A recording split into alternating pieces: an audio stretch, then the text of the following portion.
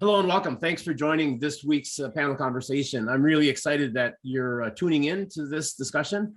My name is Matt Fulton. I'm the Vice President of National Engagement for a company called POCO. We work with communities on building engagement and in helping them assess performance from a resident and stakeholders perspective. And we've been doing these conversations every week for about the last year now, simply to get the perspectives and insights from leaders in law enforcement around what they're finding successful in their communities and bringing their communities together and getting input from the residents. And then once they have that input, how do they manage it and how do they use it and how much of an impact or an influence does it have on the work that they're doing? We're hoping that at the end of the day, you're just going to be able to pick up something that will help you in the work that you do. Quite honestly, for those of you who maybe are not involved with local government, just having the opportunity to hear from police chiefs on the work that they're doing and how they're working on keeping your community safe. We found these conversations to be really helpful, and I hope that you're able to find the same outcome from the conversation that we're going to be having. The day actually is going to get off like this. Here's the agenda. We'll do a quick introduction of the panelists, and then I'll queue up the topic, and we'll ask 3 questions of each of the panelists. We'll have a little bit of opportunity when the questions are done to have a little conversation. We try to limit this conversation to an hour, just in respect to people's time, and then we'll wrap it up. So if that makes okay sense, let's just jump right into all of the introductions. Our first panelist is Mike Harmon. He was recently appointed the Chief of Police for Cedar Park Police Department. Cedar Park is a diverse and fast-growing community of about 80,000 folks located in the heart of Central Texas. Mike has 22 years of experience with the department, and he started way back in 1998 and worked his way through the ranks, including having just a ton of hands-on experience in collaborating with community groups and understanding local issues and really taking on a customer-focused perspective. He's focused on and committed to building bridges with the men and women of the police department and the community, and really just making a connection with the youth in the community. Chief Harmon, thank you for taking some time out of your day to share your perspectives with us. Would you mind just sharing a little bit more color about your background? Thanks, Matt, and thanks for having me on. And I do have the right day, so we're all good. I was eager to be on here, so that's why I was on earlier. But no, I have been in Cedar Park since 1998, and I've seen the department grow tremendously, as well as the community. I was looking back, and when I started in 1998, our population was about 26,000.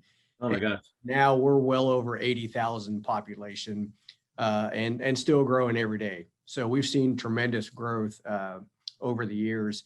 And, taking over as the chief, one of the important goals that I had is just making sure that our department, all members of our department, as well as our community, were collaborating and having those open discussions. And we even went a little step further and, took a hard look at our mission statement and our core values. And we put a working group together to look at those. And we came up with some new core values, guiding values, and mission statement. Our mission statement was very long.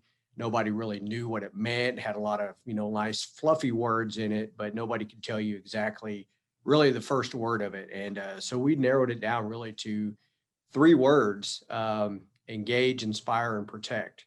And so now we have that throughout our police department. We have it on our cars. We put it on our patch. So we've kind of just taken a hard look at ourselves, especially with everything that's going on in law enforcement across the country, which I'm sure, Jason and Ron have probably done in their departments, because it's ever changing, right? You got to keep up with the times. And so you just got to kind of keep looking at your department, keep looking at your policies and procedures to make sure that you're staying ahead of the curve. So, well, that's great. Thanks. Just having such a long history with the department, I imagine you're just bringing tons of experience and skills and knowledge of the community. I'm really excited to just hear about what you're doing with your engagement, with the engagement part of your mission today. So really appreciate you being here. Thank you. Let me introduce Chief Jason Lando. He was selected as the chief of police for the Frederick Police Department in March of this year. So he's fairly new on his current position. He spent the last 21 years actually with the Pittsburgh Bureau of Police and served the last 6 years at the rank of commander. In his capacity of leading one of Pittsburgh's busiest and most diverse districts, his team implemented several initiatives geared towards uniting police officers and community members, all focused on increasing that really important trust in law enforcement and reducing violent and quality of life crimes. He's got a bachelor's degree in emergency medicine and had actually worked as a flight paramedic prior to becoming a police officer, but he also has a master's degree in legal studies.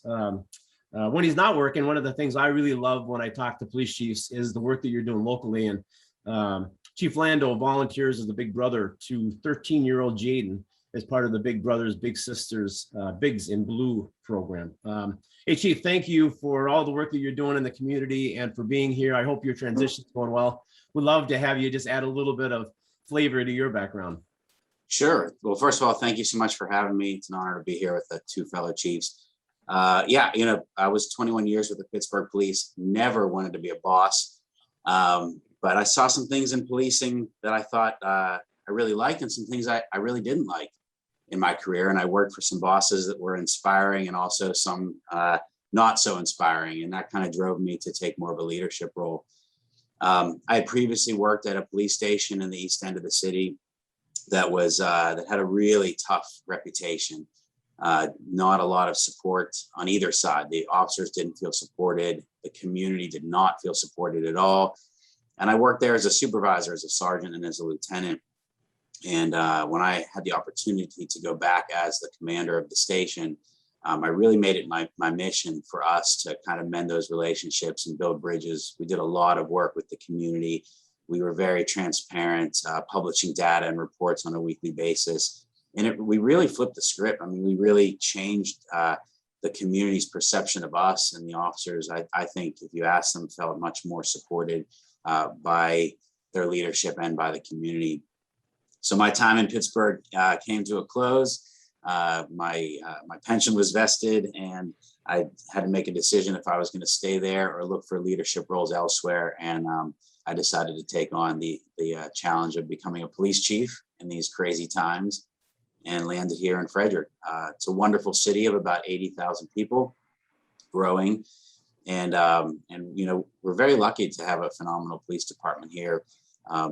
Not everything that I did in Pittsburgh will necessarily is needed here or would work here, but it's just the principles I think that I bring with me of being transparent and being engaged with the community. And so we've started a couple interesting things that I'm sure I'll get to talk about in the rest of the time we have today. So thank you. Cool. Yeah, I'm excited about that. You know, you can't keep good talent down. So congratulations on accepting the challenge of being a chief. And what you're right, it's just such turbulent time for law enforcement. Really appreciate you taking some time. Let me introduce our third panelist, Chief Ron Selen. He's a police chief for Mansfield, Massachusetts. He's also a military veteran and holds a bachelor's degree in law enforcement as well as a master's degree in public safety. He also has a Juris Doctorate degree and is a licensed attorney. He's a graduate of the FBI National Academy and the Police Executive Research Forum Senior Management Institute session.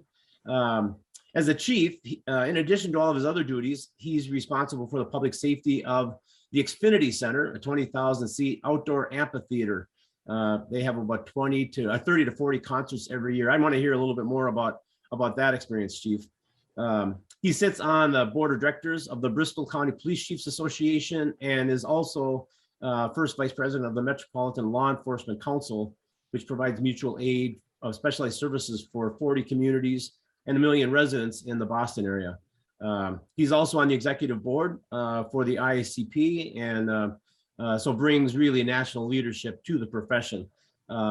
Really appreciate you being here, Ron, and would love to have you share a little bit more about your background. Yeah, thanks, Matt. So a lot like, excuse me, a lot like Chief Harmon, I grew up in the organization. I've been with the Mansfield Police Department since 1996. I grew up in Mansfield as well, graduated from Mansfield High, so hometown boy kind of deal. So it's a little bit of a different situation than Chief Lando's. we have, growing up in the organization, obviously it presents benefits, and it also presents some problems as you grow up in the organization. Whereas, you have the benefit of knowing all the ins and outs, but at the same time, you also get a lot of the, as you climb the ladder, especially in a smaller organization, you get a lot of the, well, come on, chief, like, we don't really need to do that, or, you get a little bit more pushback. Whereas if you come from the outside, you may or may not. It depends. I suppose it depends on the culture of the organization. One of the things that I really pride myself and us on as an organization is the shift in culture over the last 8 years or so. We were very much a reactionary traditionalist organization. If the 911 call didn't go off, then we didn't respond to a particular location. We, as Jason alluded to earlier, we all have people that we look back at and, that we worked for, and we were like, we would run through a brick wall for that person. And then there were other people that you look at and you said, yeah, they're giving me the best example of what I don't want to be at some point. So, and you try to model that behavior as best you possibly can. But one of the biggest successes that we've had, was that in 2019, we were given the IACP Community Policing Award because of a lot of the outreach efforts that we've made. And that's a credit to our community as well as the officers that are working in the police department right now. That's great. Congratulations on that award. I did notice that, and I meant to even mention that. Congratulations. I think that's a really significant award, and it feeds so nicely into this conversation. So really appreciate your leadership in the profession and your work in the community, and for actually being here. So today we're talking about putting police needs and expectations into a community context. As I mentioned earlier, I was a city manager for a long time, and the role that police departments play in overall quality of life in the community, in addition to public safety, just always goes understated. I think that most of the work that police departments do is taken for granted by the general public. It just assume it's going to be there until that storm hits.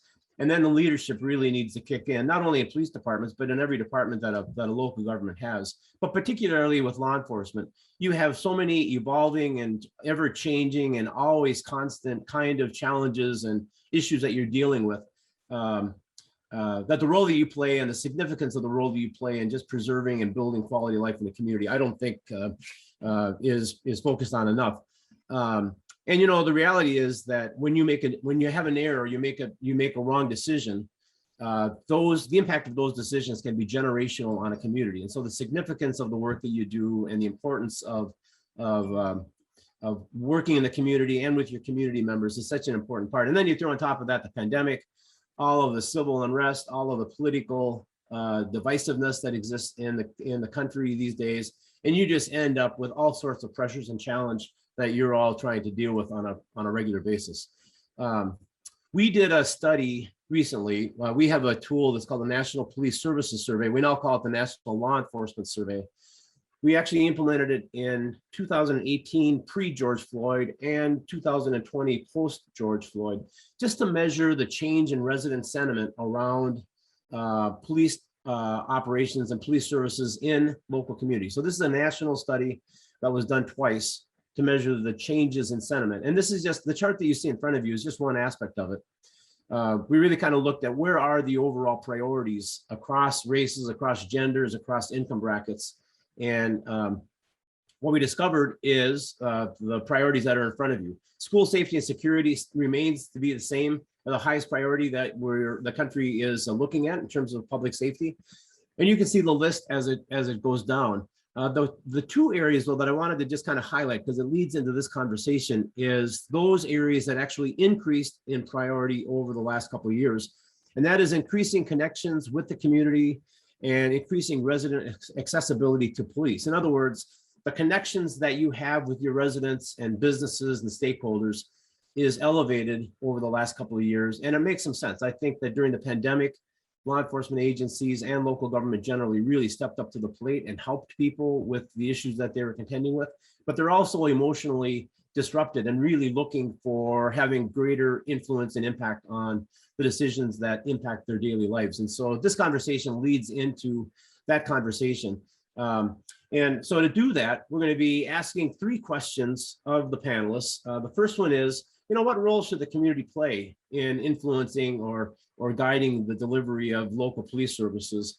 I've had a lot of police chiefs that have told me that once you understand what the community wants, then there's a whole other issue about managing what those expectations are. And so one question that we always try to just explore a little bit is, how do you go about managing those expectations in a meaningful way, given that you can't accomplish everything in a day? And then finally, really interested in finding out, okay, so how do you go about, what tools do you use to measure resident perspectives and understanding where those priorities are, and for tracking the performance of your department? So I'm really kind of excited to get into this conversation, and let's kick into it. And Chief Harmon, I wouldn't mind starting with you if you don't mind.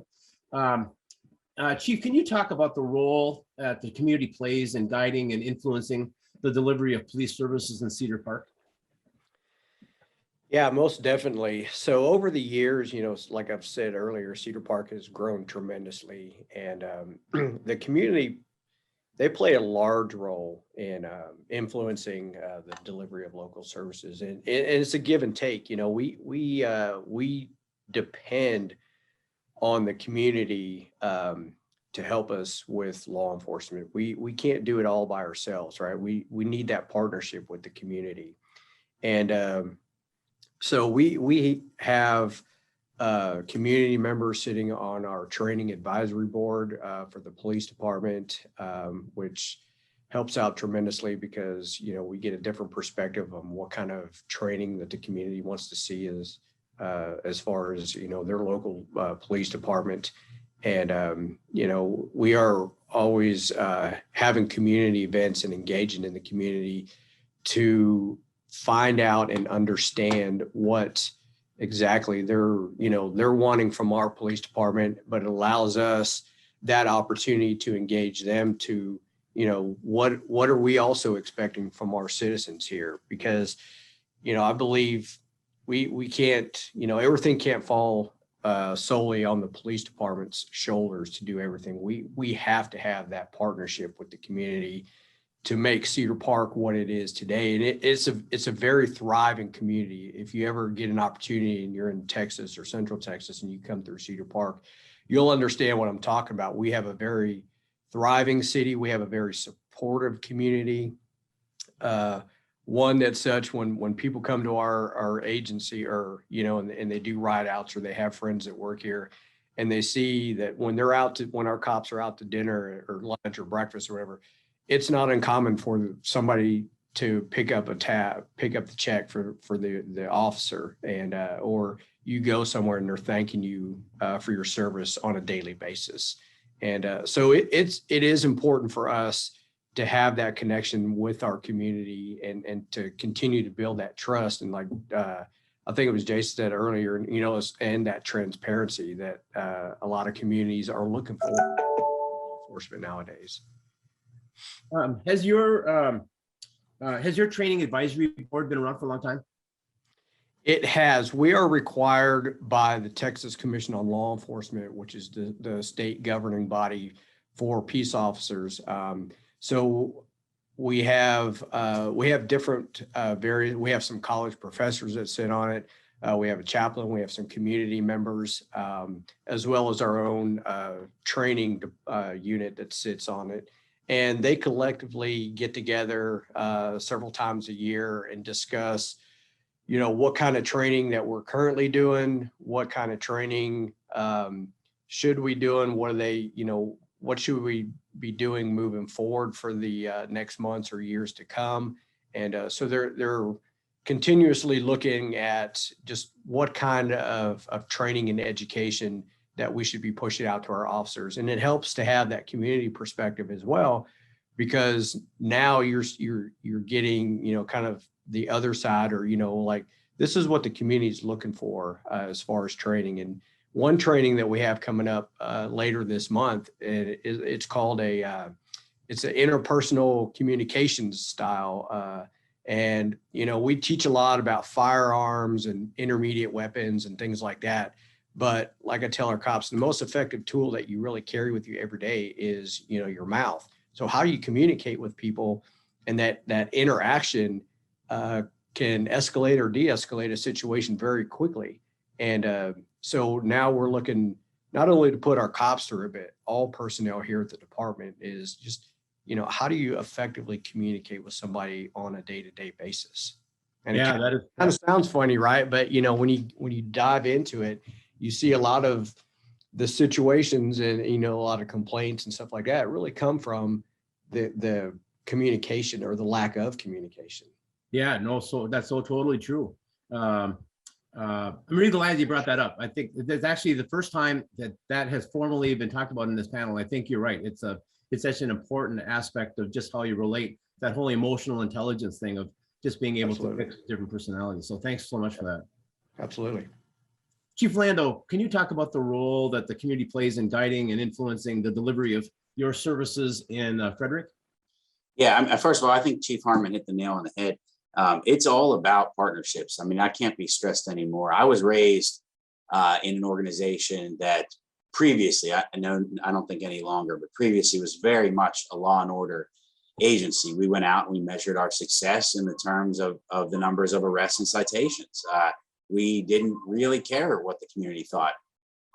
We didn't factor that in, that has changed tremendously. But I think that's why, as a profession, we've kind of gotten ourselves in hot water, and why we are where we are right now. I think most police officers go out every day. I think they are ethical. I think they are well intended. But we are trying to shift that narrative on a national level, where it's no longer us policing over communities. It's us working in partnership with the residents to figure out what they want and responding accordingly. And what communities want isn't always the same. And sometimes in a city, it's different neighborhood to neighborhood. I can think there's certain neighborhoods in this city and certain neighborhoods back in Pittsburgh where drug enforcement was a big deal and they wanted that. And in other neighborhoods where they couldn't care less about drug enforcement, but they wanted, there were certain other things that were issues. And so we can't use a cookie cutter approach. And I think that's really important. So to that end, in Frederick, we have what's called NACs, Neighborhood Advisory Councils. Each of the supervisors is responsible for meeting with their respective NACs, and they get feedback on each of the different neighborhoods in the city and what's going on. And to the supervisor's credit, they really respond. They take it seriously. They respond accordingly. And when we have our crime meetings, our regular command staff crime meetings, they speak about the plan for addressing whatever the concern is of the week in their community. And I kind of contrast that to back in the day where it was just, hey, just go out and arrest and cite as many people as you can. And that was how we measured success. So really just taking the voice of the community. Sometimes it comes in the form of the NACs. Other times it's just various community engagements. We're very active in the schools in Frederick, in local community centers. We're building a new police headquarters, and one of our commitments, and I think what probably helped us get the police headquarters, was our commitment to having a community space in our new police headquarters. So we're not seen as, right now you can't see it, but it looks like we're in a fortress now. It's not a very inviting space, and we want the community to feel that we're there, that we're present, we're available to them. So it's not magic. It's not science. It's just being human and listening and responding. That is so cool. How many NACs do you have? Oh boy, I think we have 11. I'm not 100. I'm still getting to learn the lay of the land here in the city. But I think we have about 11. And I've had the opportunity to visit with some of them are still virtual. I've had the chance to go live with some of them before some of the restrictions were put back in place with COVID. And the individuals that are part of these groups are very passionate about their communities, but when you listen to the different concerns from one NAC to the other, they are very different. So, yeah. You have to almost treat them like totally different cities. Yeah. You know what though? Congratulations on doing that.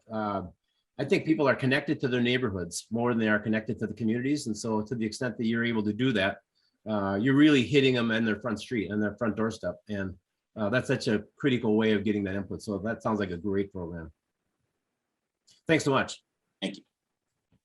Chief Selen, can you talk about the role the community plays in guiding and influencing the delivery of police services in Mansfield?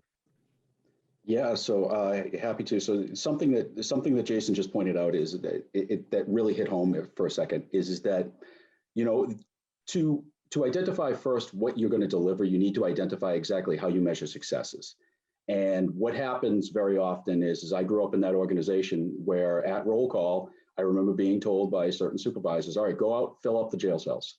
Well, okay, that may or may not have been contributed to the situation that we're in as a whole. But one of the things that we needed to do, and one of the things that I really wanted us to focus on is that identifying who our core constituencies are in the community. And this sort of leads into one of the later questions. But basically, in order to identify how you define success, you need to first identify how what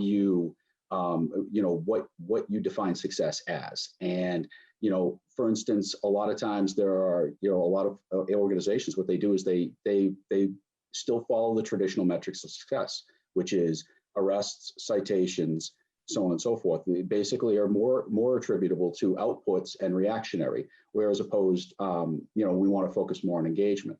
Now, how do you define engagement? And how do you define engagement depends upon the various areas of your community. So as was stated earlier, no two communities are the exact same, which means that you need to figure out exactly what the composition of your community is, where that is located, and how, and basically where they meet. So identifying your core constituencies, right? Any group of people that meet on a recurring basis for any reason, and then figuring out where they meet, when they meet, and basically going to meet them on their terms, on their turf, and talk about what is important to them as a segment of the community. That is very true. How many of those core constituencies, those kind of local groups, do you feel like you have in Mansfield? Do you have any sense? They are, so the more, it's a rabbit hole. And I'm sitting here smiling because this is the same debate that I've had with my command staff is kind of sick of hearing it at this stage, right? It's like, because the minute that we identify a core constituency, we need to find, there are subgroups of those core constituencies.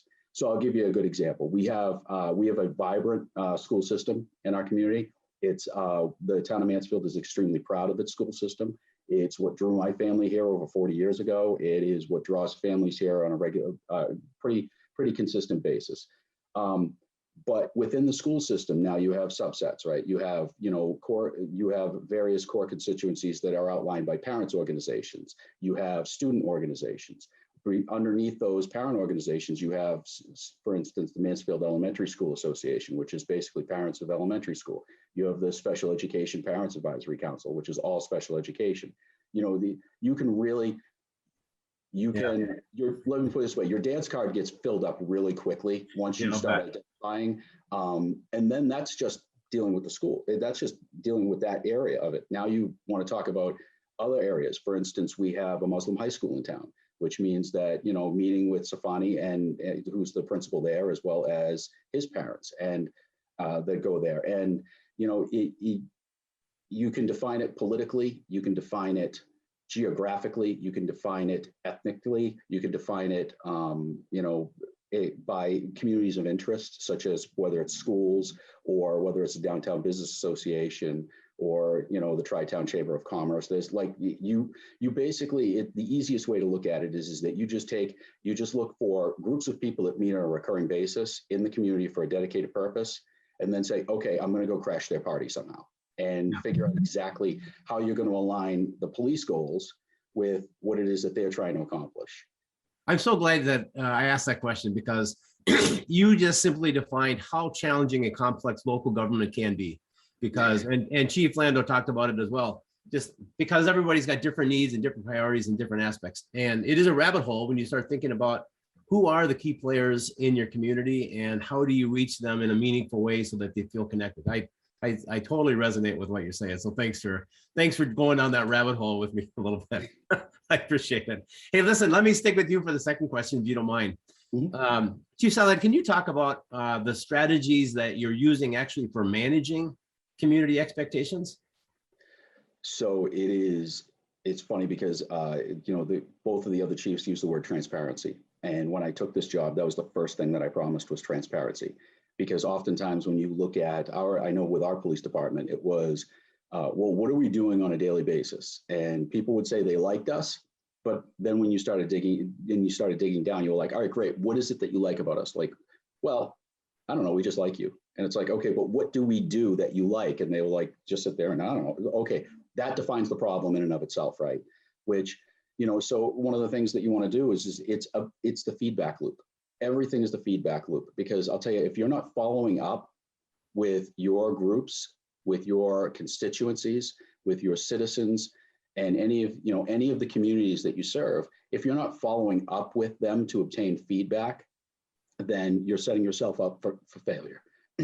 Because, excuse me, because oftentimes what we see is let's face it, you go back 3 years ago, right? After the Parkland shooting, we were very typical of all of the communities in the country, where everybody was extremely concerned, and it's probably indicative of what is displayed on your chart of school safety, and meeting with parents and discussing it with them and trying to communicate with them how we can make our schools as safe as possible without turning them into virtual prisons.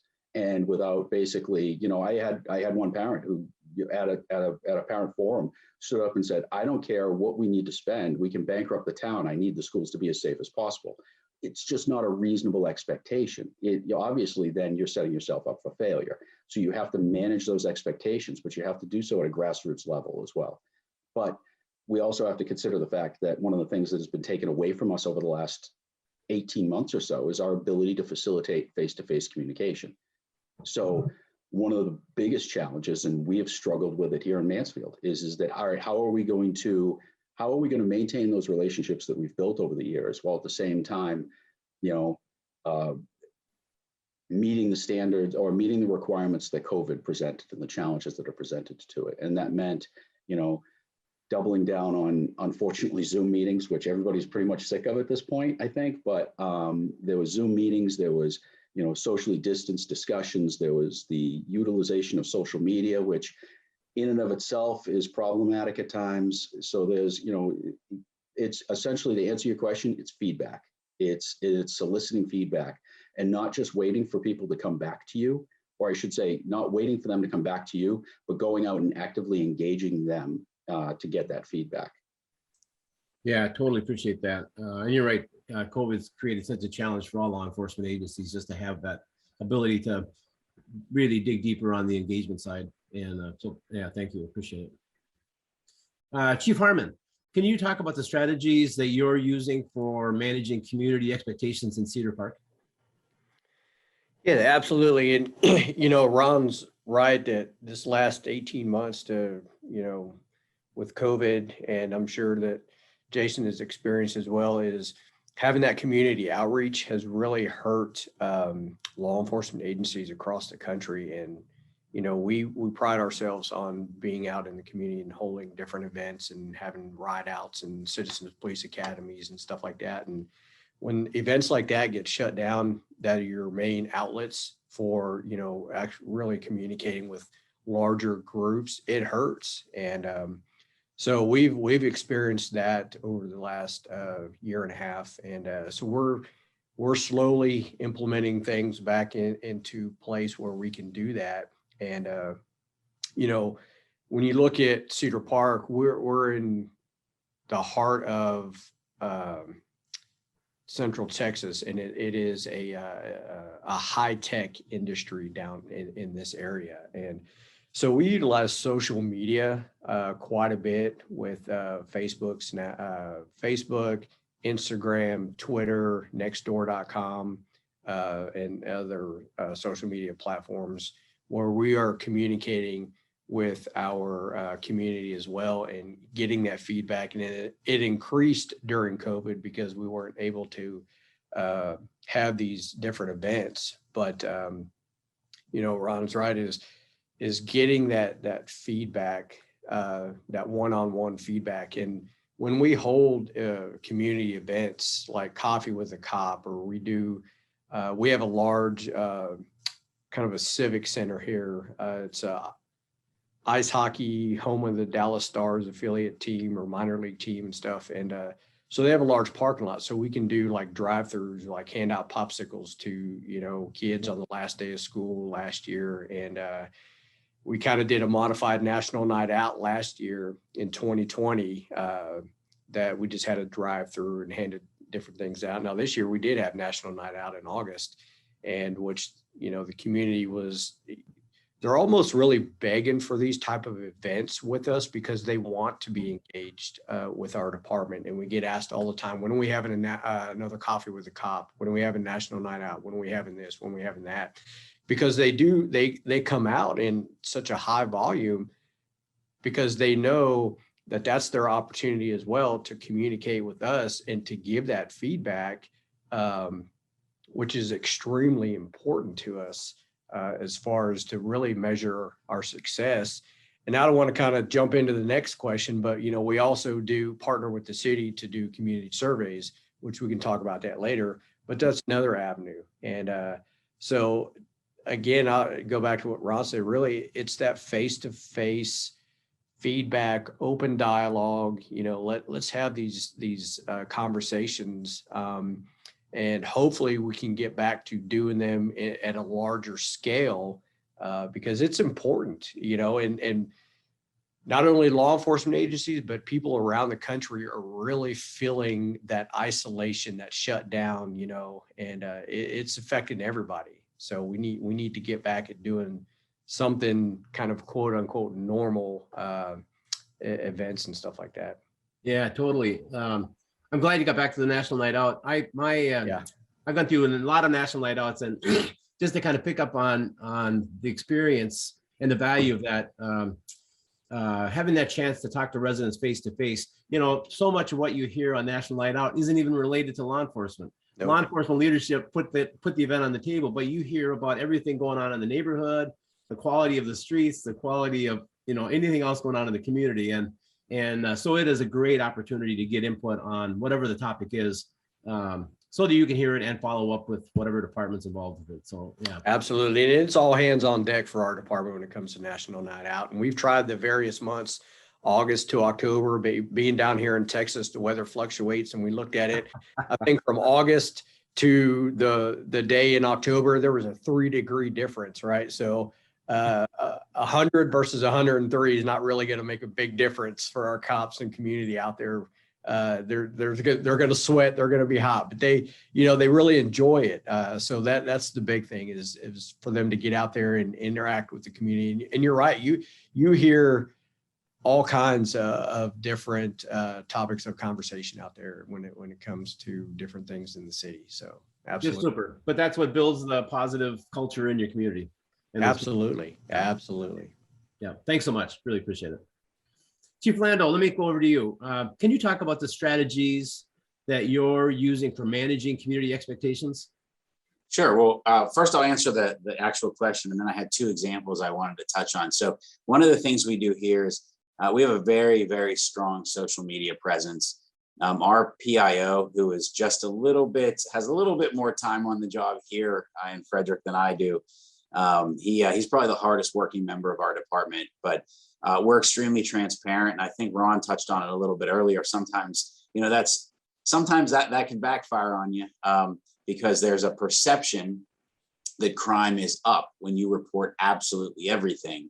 But, you know, right now we're at a 5-year low across the board in all crimes. So we realize that, but we also don't want to be in a situation where we don't report something and the community takes a narrative and runs with it and says that we weren't being transparent. So we are very transparent. We post our crime stats and our policies online. So the community can go right onto our website and, you know, just read all about us and understand, you know, what we do and what we don't do. Sometimes having that tough conversation with a community member who might complain about something and it doesn't fall under our purview. You know, we can't be everything to everybody. And sometimes I guess that's where it becomes my job or the leadership team's job to have those difficult conversations. With people. We do have to prioritize what we handle and what we go out on. So I think just being present and being willing to have those conversations is really important, and not just making promises that we know we can't keep. So just two quick examples when it comes to, community expectations. When I first landed here in Frederick, I was told by a number of people that, be aware on the west side of the city, there's a large Latino, Hispanic population, a lot of immigrants, and there's a fear of the police because of, obviously because of what's going on. And there's some other area law enforcement agencies that do participate in the program where they actively look for individuals that are here undocumented and try and send them back. And that's not one of our policies. We don't want people to be afraid to call 911 if they're a crime victim. So we found out that on the west side of the city, every week there was a food giveaway where up to 400 mostly Hispanic families would line up in their cars to get food for the week.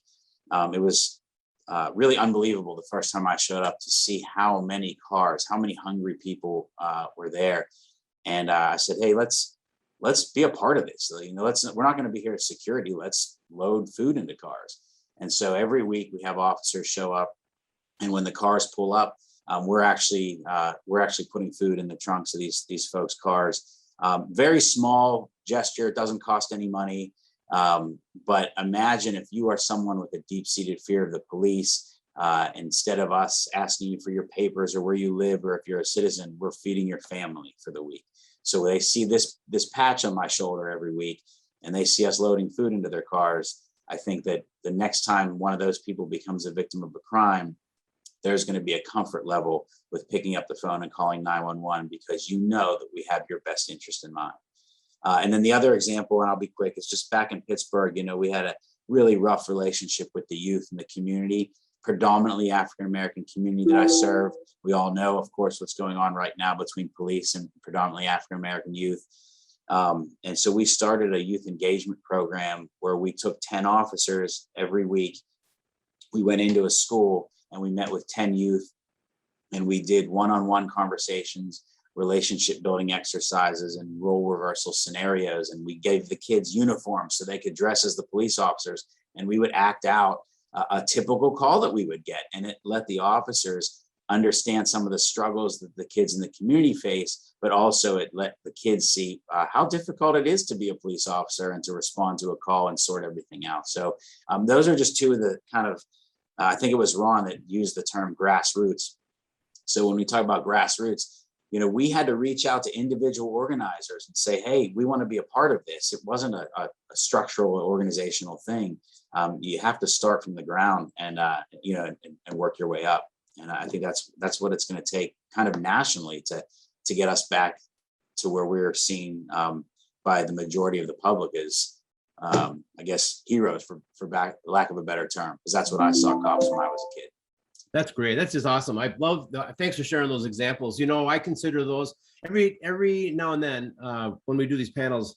It falls under my category of little touches. So the putting the food in the trunks in a Hispanic drive-through food effort, I consider that a really impactful little touch. It's just, it's not a big project. It's just really being part of the community. And so congratulations on that's a very cool program.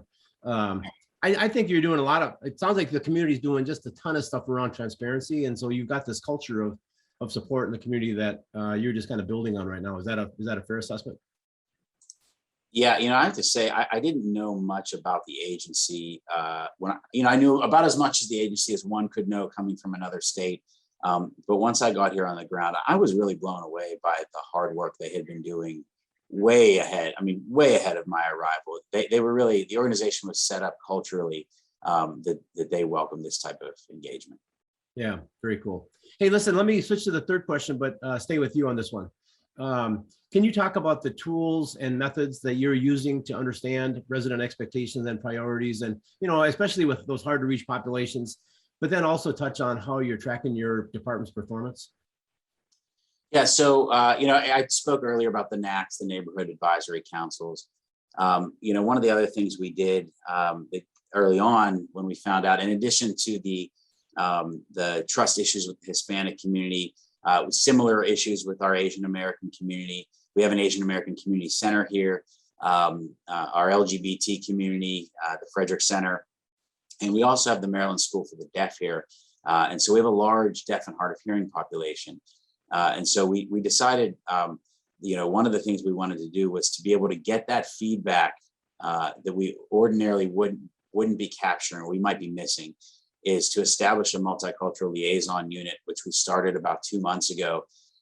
We had officers who volunteered to be a part of this. So we have 2 Spanish-speaking officers that immediately volunteered to be our liaisons to the Hispanic community. And so we established 5 different community groups that we felt would benefit from a liaison officer. And I have to say, so far, it's worked really well. We've been learning and hearing about things going on in those communities that they weren't captured in any other way. It's not something that would be captured in a police report, not issues that are raised at community meetings. And it's really allowed us to kind of dig a little bit deeper and connect a little bit closer with those communities. Just give you one example. Last week, an officer, our Asian American liaison, stopped by one of the Asian markets in the city, and he was just having a chat with the shopkeeper, and found out that there had been a series of thefts going on there, and nobody there thought to call 911. It just wasn't, I don't know whether it's a cultural, something cultural or not, but they just figured it's minor, we're not going to report it. But through the officer being proactive and in his liaison role, he found out about that. And so now he set up, regular checks of the business, and he encouraged them to call 911. And if they don't feel comfortable calling 911, they can connect with him directly. So, like you said earlier, those personal touches, we're really glad our crime stats are low, but we want to make sure that they're not artificially low because people aren't reporting them for one reason or another. Something else that I'm actually kind of in the process of setting up here, and it's modeled after something I did in Pittsburgh. In Pittsburgh, I set up what was called the Commander's Cabinet of Community Leaders. And here it'll be like the Chief's Advisory Council. I'm still working on getting the names together. But we looked at a really good cross section of the entire community. So, youth, adults, elected officials, our faith community, our activists and advocate community. We didn't want to leave anyone out of the mix. And we had about 40 members back in Pittsburgh, and we would get together every month or every other month, and we would just kind of do like a check-in, in your area of the community, whatever area you represent, what's going on, are there, whether it's safety issues, police-related issues, community events. It was kind of our way of kind of taking the temperature of what was going on across the district, and not just listening to one one subset of the community. And then the other thing we did, we used that forum to do some education.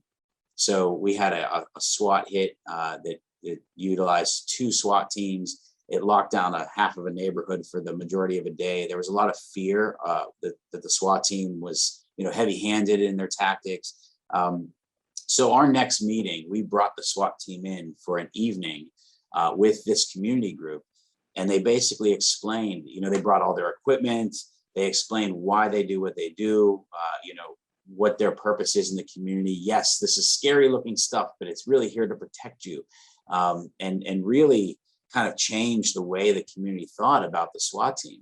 And so we use those engagements with the cabinet group. And then the thinking obviously is that they will then go back to their larger communities and talk about what they learned. So that's something we're in the process of setting up here. As far as kind of feedback goes, we track everything here, which is something that I'm actually not used to. So the commanders here are very good about that. For instance, we just started a mobile crisis team where we have a paramedic, a police officer, and a crisis intervention worker. It's a pilot program. It's only 4 hours a day right now, but they go out in the community, the 3 of them, and they answer calls for people in crisis. And we sit down on a monthly basis, and we review everything, like what that car is doing, how have our uses of force been with people in crisis, and really looking at all the metrics to determine whether the program is successful. So I think that, I can't remember which chief touched on it earlier, but rolling out new initiatives is always great, but we want to make sure that they're hitting their mark and that they're doing what they were intended to do. So the follow-up part is really important. It's going to be great to kind of follow that pilot project. There'll be a lot of communities that will be interested in the success of that project, just given all of the work that communities are doing right now. Yeah, we have a significant mental health issue here in Frederick. That's probably our biggest issue, much more so than violent crime. So that's kind of how the program came to be. Yeah, great. And congratulations on your cabinet. Hope that development goes well. I think that's a great way to reach out to the community and really involve your community partners. So great stuff. Thanks. Yeah. Chief Selen, can you talk about the tools and methods that you're using for understanding resident expectations and priorities and for tracking your performance? Yeah, something that Jason brought up a couple of minutes ago, it has to do with the utilization of co-responder models is one of the most promising innovations that we have moving forward. For the last few years, what we've had is we've got a team, a problem-oriented policing team that works with a social worker that's embedded in it right now. And what we do is a scaled follow-up after, whether they be domestics, whether they be overdoses, serious calls of that repeated calls for service. What they go out and there's a scaled follow-up, which includes the opportunity for feedback, both from the family as well as the victims. So that's had a fair amount of success for us. We went from in 2016 to 2019, we cut our domestic disturbances by about 30%. We cut our overdoses by about 30% when the national and state average was about 5%. And we've been able to cut our custody since 2013 in half, totally, completely. But there is, again, you see the feedback, and just as it's funny as Jason pointed out, the fact that a lot of agencies collect a lot of data, but what do you do with the data once you've collected it is the biggest question. And that's one of the things that we're struggling with, not only as a policing profession, but as a society as a whole, is that we're collecting all this data, right? Like, let's face it, that's what the rudimentary use of Facebook and social media is for, is to collect as much data about users as possible and then sell products back to them at some point. But as companies and especially in our profession, you collect a ton of data, but then how you utilize it, right? And I don't want to use the term weaponize, but how you weaponize it. In other words, how do you use it to benefit the community as a whole and improve the delivery of services with the police department is really the key question there.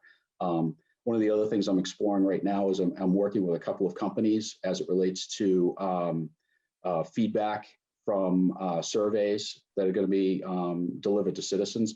What I don't want to do is just send out a blanket survey to everybody. What I want to do is I want to target those surveys and be very nuanced in response to how the particular incident was handled and what they liked about it, what they didn't like about it, so on. For instance, down to a burglary, an overdose, any type of. So I'm working with a couple of companies right now. So if anybody has any suggestions, I'm all ears. I've got at least one that says that they can do what I want them to, but as with vendors, they're a ton of fun like that. But I would say it's those are the two primary tools that we're utilizing right now. I'll tell you, I love the Chiefs Advisory Council, Jason. Absolutely love that idea. Yeah, let's talk. Yeah, Okay, definitely. That's great. Hey, Chief, thanks so much. Really appreciate it. Congratulations on all the work that you're doing. That's really good stuff.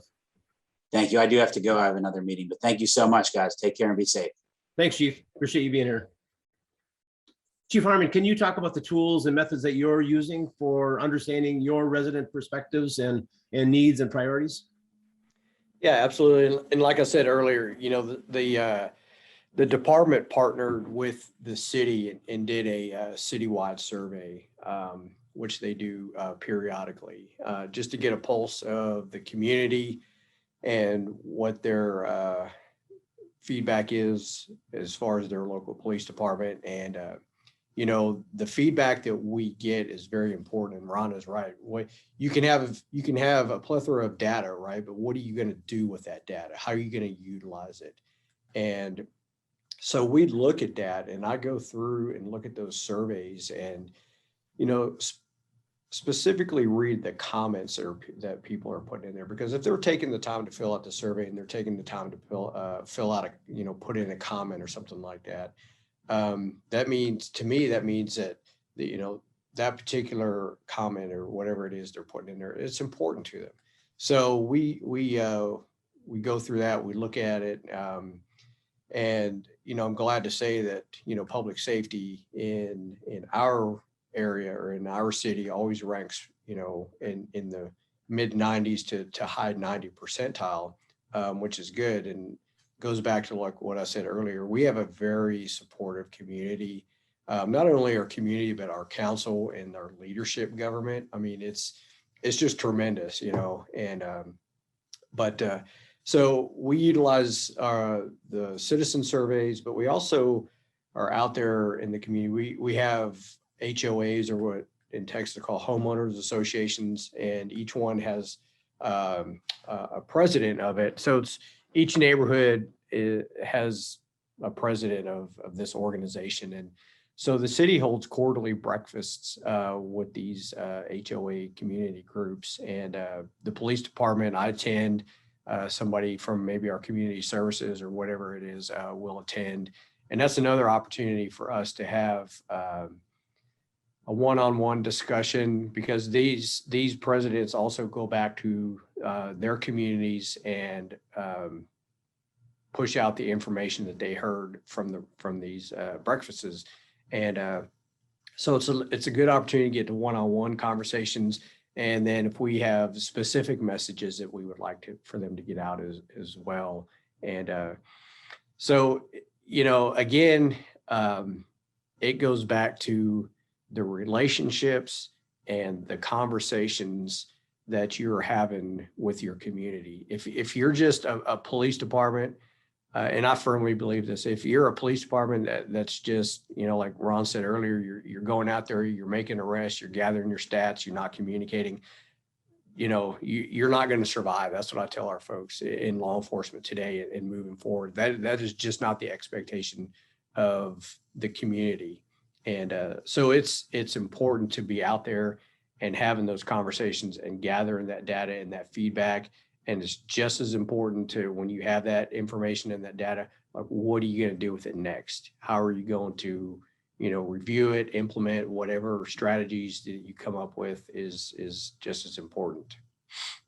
What percentage of I'm hearing a lot more these days about HOAs, and I'm kind of curious, what percentage of your resident population do you think is part of an HOA?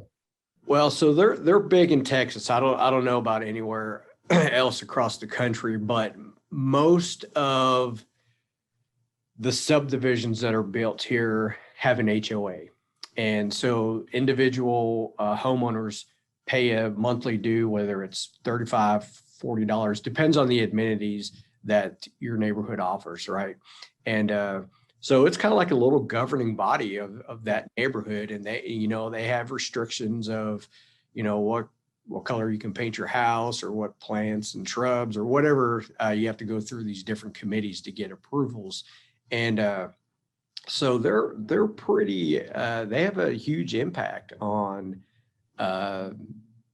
the community itself, because they have all their members, and then they have their own monthly or quarterly meetings with their members, and they actually have a governing board with the president, vice president, and all that. And then, but like I said, the city holds on a quarterly basis a breakfast with all HOA presidents, that want to come and show up. And we have a vast majority of them show up. And so it's good, because there's a lot of one-on-one conversations that take place, especially afterwards. They'll pull me to the side, or, you stay for so and just have those one-on-one conversations and hear about, they're having speeding issues, or, whatever issue they're particular to their neighborhood. And so in Texas, they're fairly common and fairly big. Yeah, no, thanks for sharing that. Yeah, absolutely. What a great way to engage at a neighborhood level. It ties into a lot of the neighborhood work that both Ron and Jason had talked about earlier. So thanks. Absolutely. Yep. Do either of you have any kind of follow-up thoughts or questions for each other before I move to wrap this thing up? No, it kind of sounds like, I was talking to my assistant chief the other day, and it's, you kind of feel isolated sometimes in the department, especially when large conferences shut down, IACP or Texas Police Chiefs Conference and stuff. And, you get to interact with your colleagues from around the country. And so you kind of think, wow, is it just my department that's having these issues or whatever it is, or, ideas and stuff like that. And then when you get, to having the conversations with your colleagues from around the country, you find out that everything is, pretty universal when it comes to law enforcement. Like Ron was saying, mental health, that's one of a big issue for our city and our department. And I think our mental health calls from last year are 40%, so we're trying to figure out how we're gonna, approach those, and, what measures do we need to put in place to deal with those types of calls and stuff, because they're lengthy, right? And so it's just good to be involved in these forums and hear from different chiefs across the country, and, to find out that, the different ideas. That's what I like, is, hear what Ron's doing and different stuff. And so I like these, I like participating in them, and, it's just finding out, what different agencies are doing in their communities to help further the profession. Yep. Totally agree. And I'm glad that Ron's here, just kind of given his national leadership role with IACP. There's a lot of great stuff that came out of the conversation today. And so just really appreciate both of you sharing that. Absolutely. It has been a great conversation. I love the conversation focus on first defining your success, defining what engagement really is. And you're right, it's not just a matter of collecting data, it's a matter of collecting meaningful data that's going to actually be able to inform and help you do a better job in aligning in an environment where priorities have changed significantly over the last couple of years, not only in terms of what people's expectations are, but just in recognizing the value of connecting in a much different kind of a way, even with all of the challenges that COVID has prevented. I love the neighborhood focus that you guys talked about and brought up, in the different creative ways that you're taking on to connect with residents, especially your harder to reach populations. I thought that was really, really helpful. All of it, is all tied towards building trust and accountability and transparency, and the importance of making those connections and building that engagement when you're not in the middle of a storm is such a critical thing. It helps you to drive your overall stats down, because there's a more meaningful trust. And you want it, I can't remember which of you said it, but you talked about making sure your stats are low, but make sure that it's not artificially low. And that all ties into that engagement and trust, and building that sense of community throughout. So really, really great stuff. Really appreciate the perspectives that you brought.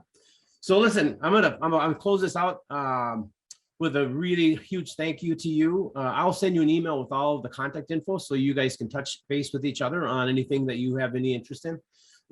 If you know of other folks who might be interested in participating on a panel like this, let me know about them. I do this every week. I'm always looking for great leaders to help share their perspectives and the things that they're doing. You'll start seeing the highlight segments on LinkedIn. You can see the full version on YouTube, but LinkedIn is where we publish the shortened, what we call highlight segments. You'll probably start seeing them in about a week. And I'm really interested in getting any feedback from you on things that I might be able to do differently to make these more meaningful. Always interested in trying to make sure that it's relevant for the folks that are hearing it and listening. And the great part for me is I get to meet 3 great guys guys and gals every week, and this week was no exception to that. So thank you. Really look forward to meeting you at some IACP conference or some conference down the road. When we're back in the saddle and actually going face to face. Ronnie, thanks again for your national leadership. Really appreciate that, and just look forward to catching up with you in a while.